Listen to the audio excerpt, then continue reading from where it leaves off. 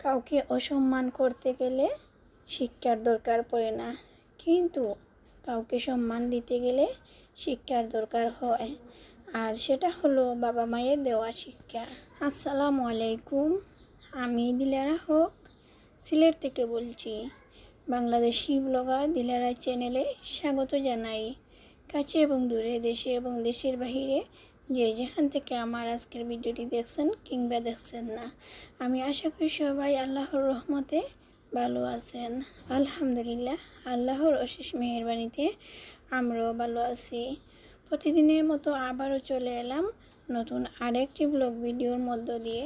আজকের ব্লগটি শুরু করছি রাত থেকে। আগামীকাল হচ্ছে আমার বাসায় মেহমান আসবে, তাই আমি মেহমান আসলে কিভাবে আগে থেকে কাজগুলো এগিয়ে রাখা যায় সেটা আপনাদের সাথে শেয়ার করছি। আশা করি আপনাদের ভালো লাগবে। আর যদি ভালো লাগে ভিডিওটিতে একটি লাইক দিয়ে পুরো ভিডিওটি কন্টিনিউ করবেন। আর যদি আপনি আমার চ্যানেলে আজ নতুন হয়ে থাকেন, আমার ভিডিওটির কোনো অংশ যদি আপনার কাছে ভালো লেগে থাকে, আমার এই ছোট্ট চ্যানেলটি সাবস্ক্রাইব করে পাশে থাকা বেল বাটনটির অল অপশনটি চেপে রাখবেন। এতে করে আমার দেওয়া পরবর্তী ভিডিও নোটিফিকেশন সবার আগে আপনার মোবাইলে চলে যাবে। আর যদি আপনি অলরেডি এই কাজটি করেই থাকেন, তাহলে আপনাকে অসংখ্য ধন্যবাদ। এতক্ষণ ধরে আপনাদের সাথে কথা বলতে বলতে আমার কোয়েল পাখিগুলো ভাজা হয়ে গেছে। আর আমি কোয়েল পাখির মধ্যে সামান্য হলুদের গুঁড়া, মরিচের গুঁড়া, পরিমাণ মতো লবণ দিয়ে খুব ভালো করে মাখিয়ে এরপর হচ্ছে আমি তেলের মধ্যে ভেজে নিচ্ছি। আর এখন হচ্ছে কোয়েল পাখি রান্না করার জন্য মশলাটা কষাচ্ছি, আর একদিকে হচ্ছে চিকেন ভাজা করছি। আর কোয়েল পাখি রান্না করার জন্য আমি এখানে দিয়েছি পরিমাণ মতো তেল। তেলটা গরম হয়ে যাওয়ার পর দিয়ে দিচ্ছি পেঁয়াজ, দিয়ে দিচ্ছি আদা রসুনের পেস্ট, দিয়ে দিচ্ছি গোটা গরম মশলা। সব কিছু দিয়ে ভালো করে আমি মশলাগুলো ভেজে নেব।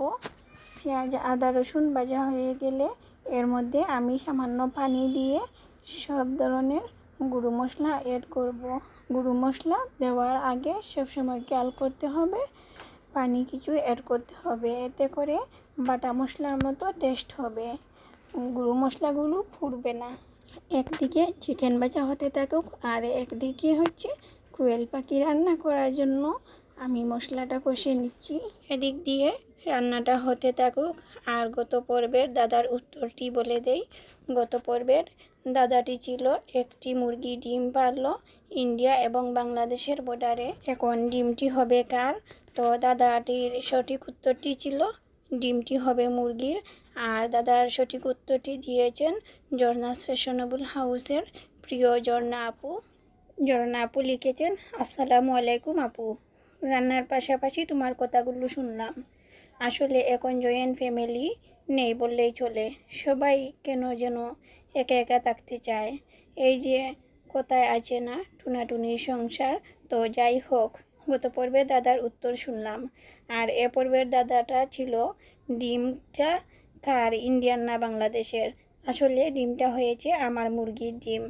আপু, আপনাকে অসংখ্য ধন্যবাদ দাদার সঠিক উত্তর দেওয়ার জন্য। আর কোনো আপু ভাইয়ারা দাদার উত্তরটি দেননি, হয়তোবা সকল আপুরা পুরো ভিডিওটি দেখে নাই, আর হয়তোবা কোনো আপুরা ভিডিও অন রেখে কাজ করছিল, এজন্য হয়তোবা দাদাটি ফলো করে নেয়।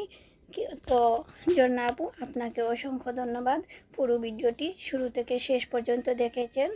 আপু, আপনার জন্য অনেক অনেক দোয়া ও ভালোবাসা। প্রিয় আপু ভাইয়ারা, আমার আজকের পর্বের দাদাটি যদি আপনারা জানতে চান, তাহলে ভিডিওটি শেষ পর্যন্ত দেখতে থাকুন। এখন হচ্ছে আমি যে কমেন্টটি পড়ব, যে কমেন্ট করেছেন উনি একজন সাধারণ দর্শক। তো আমার এই দর্শক ভাইয়ের নাম শেখ আসাদুজ্জামান। তো আসাদুজ্জামান ভাই লিখেছেন, আসসালামু আলাইকুম। ওয়ালাইকুম আসসালাম। ভাইয়া লিখেছেন, দাদার উত্তর দিব না। দিলারা আপু, রান্না অনেক ভালো হয়েছে। আর মুল্লারা একটু বোকা হয়ে থাকে, আর যে মুল্লা চালাক সে বউ নিয়ে আলাদা থাকে, সেই হিসাবে বোকারা সব থেকে উত্তম। আসাদুজ্জামান ভাই, আপনাকে অনেক অনেক দোয়া ও ভালোবাসা, আপনাকে অনেক অনেক ধন্যবাদ। আমার ভিডিওটি ফুল ওয়াচ করেছেন, ভিডিওটি শুরু থেকে শেষ পর্যন্ত দেখেছেন। একজন পুরুষ মানুষ হয়ে শত ব্যস্ততার মাঝে আমার ভিডিওটি দেখে এত সুন্দর একটা কমেন্ট করার জন্য আপনাকে অসংখ্য ধন্যবাদ। এতক্ষণ ধরে কথা বলতে বলতে মশলাগুলো কষানো হয়ে গেছে। এখন হচ্ছে এখান থেকে আমি কিছুটা মশলা উঠিয়ে রাখবো ডিম বোনা করার জন্য। আর আমি সবসময় চিকেন বোনা যেভাবে করি ডিম বোনা সেই একই প্রসেসে করে থাকি।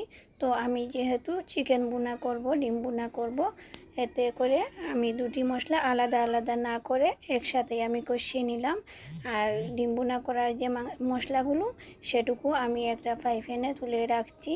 আর ডিম হচ্ছে সিদ্ধ করার পর তাড়াতাড়ি রান্না করে খেতে হয়, রান্না হয় ভালো লাগে না। ডিম যদি বাসি হয় তাহলে খেতে রাবারের মতো লাগে। জানি না আমার মতো আর কারু হয়ে থাকে কি না, আমি তো একদম রাবারের মতো মনে করি আগে থেকে ডিম রান্না করে রাখলে। আর আমি আগের দিন, এটা হচ্ছে রাতের ভিডিও, আমার মেহমান আগামীকাল আসবে, এজন্য আমি রাতেই আমি কোয়েল পাখি বোনা করে নিচ্ছি আর চিকেন বোনা করে নিচ্ছি। আর ডিম বোনার মশলাটাও উঠিয়ে রাখছি। আগামীকাল আমি ডিমটা সিদ্ধ করে এই মশলার মধ্যে ভেজে দিয়ে দেব। তো আমি মনে করি আমার একটা কাজ অন্তত পক্ষে এগিয়ে রাখা হলো। আর মেহমান আসলে নাস্তাটা হচ্ছে সাথে সাথে বানিয়ে গরম গরম পরিবেশন করব। আর আগে থেকে যদি রান্নাটা এগিয়ে রাখা যায় তাহলে মেহমান আসলে মেহমানদেরকে সময় দেওয়া যায়, মেহমানের সাথে গল্প করা যায়, বসা যায়। আর যদি এভাবে কাজ এগিয়ে না রাখা হয় তাহলে রান্না করব নাকি মেহমানের সাথে গল্প করব সেগুলো আর খুঁজে পাই না, একদম হিমশিম খেয়ে যাই। আমি আবারও চলে এলাম আমার আজকের পর্বর দাদাটি আপনাদের সাথে পরিবেশন করার জন্য। আর দাদা শুনতে কারা কারা পছন্দ করেন, তাছাড়া আমার ভিডিওতে দাদা দেওয়াতে আপনাদের কারো যদি খারাপ লাগে অবশ্যই কমেন্ট করে জানাতে ভুলবেন না। যদি ভালো লাগে তাহলে সেটাও জানাতে ভুলবেন না। কোন জিনিস আমাদের ব্যবহারের জন্য ভাঙতে হয় আর দাদার উত্তরটি সর্বপ্রথম যিনি দিবেন তাহার নাম আমি আমার আগামী পর্বের ভিডিওতে উল্লেখ করে দেব। কে কোথায় থেকে দেখেছেন, কোথায় থেকে দাদার উত্তরটি দিয়েছেন অবশ্যই কমেন্টের শেষে নামটাও উল্লেখ করলে আমি আবার যখন পরবর্তী ভিডিওতে আপনাদের নামটা নিব তখন সহজ হবে। দাদা বলতে বলতে ভিডিওটি প্রায় শেষ হয়ে গেছে। এই ছিল আমার আজকের ভিডিও। পরবর্তী ভিডিও দেখার আমন্ত্রণ জানিয়ে আজ এখানেই বিদায় নিচ্ছি। আল্লাহ হাফিজ, আসসালামু আলাইকুম।